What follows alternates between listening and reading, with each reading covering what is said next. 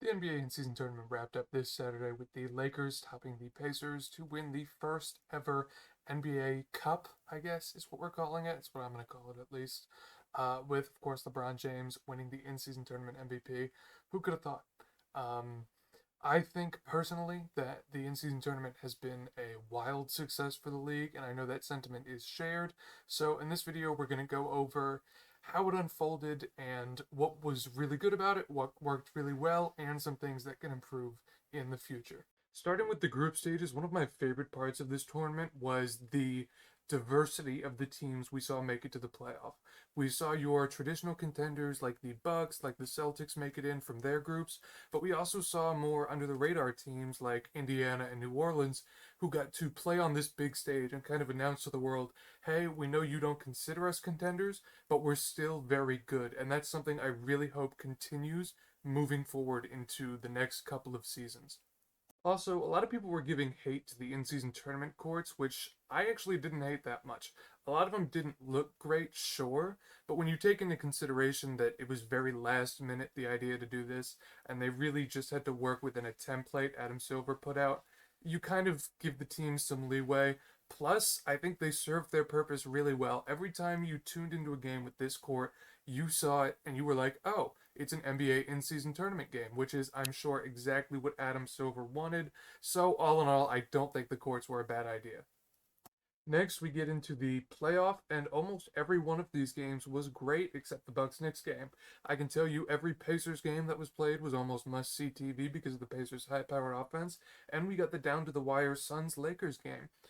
When you put so many good competitive teams together in one tournament, you're going to get quality basketball, and that's exactly what the NBA wants out of its regular season, and it's exactly what it got in this in season tournament.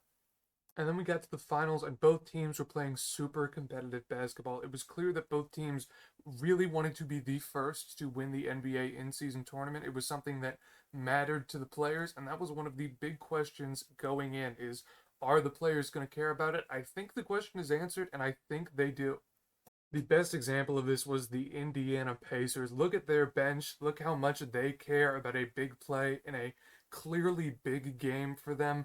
The biggest question, like I said, was will the players care? And I think if you look at Indiana and their reactions, it's not hard to see that they do.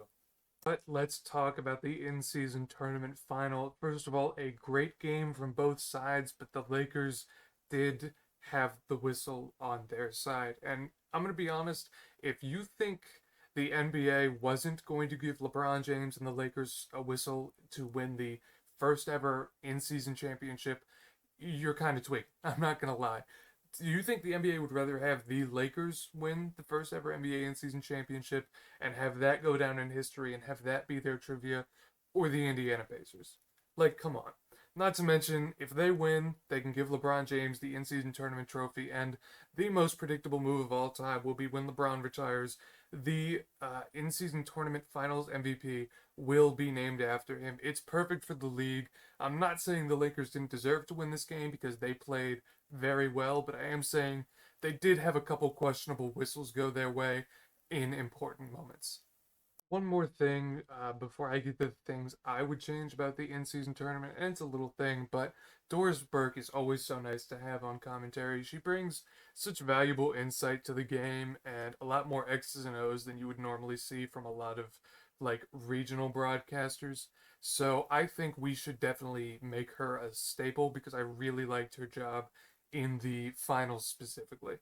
The first thing I would change, however, for the in-season tournament is take these finals games out of Vegas. Man, these Vegas fans did not care about anyone except the Lakers, and it kind of sucked. The Bucks Pacers game for the semifinal that was in Vegas was so dead, which sucks because it was a great game between two very high-powered offensive teams, and the crowd just did not seem to care. There are other cities who do not get a lot of NBA action that I would like to see host the in-season tournament once a year. Maybe we rotate it for teams that don't, or arenas that don't have NBA franchises, so they get some basketball at least a couple times a year. But yeah, I would not put it back in Vegas just because I don't think the crowd really earned it. The other thing I didn't really like as much is I think it went by like way too quick, which is a good problem to have because if I think it went by too quick, clearly it's a good product.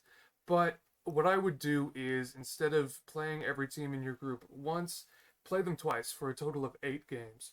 The first reason I like this idea is I think the tournament would end later, which is good because right now it's ending at about a quarter of the way through the season, which I think is just a little too early. If we played 8 games, I think it would end closer to the halfway point, which I think would be perfect. And I think more games lends itself to building more storylines. So right now, if you start 0-2 in the NBA in season tournament, sorry, buddy, you're not making it to the playoff because you even if you win your next two, you're not going to go 500 and make the tournament.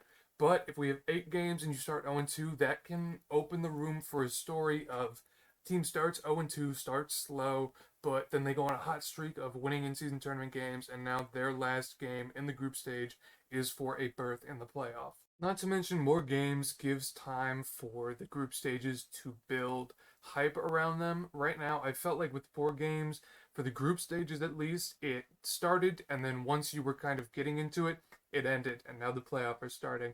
But I think if you extend it to 8 games, you get time to get into it, to adjust to it, learn the storylines, learn, who's where in the standings, and then you've still got 4 more games left to really lock in and enjoy the product. Those were really my two biggest problems with it, and they weren't even that big, which goes to show you just how great this inaugural in season tournament turned out. I think at least most of the NBA fans are happy with the in season tournament and are excited for it next year, probably more so than this year. And I think it's going to be a massive positive for the NBA and basketball as a whole.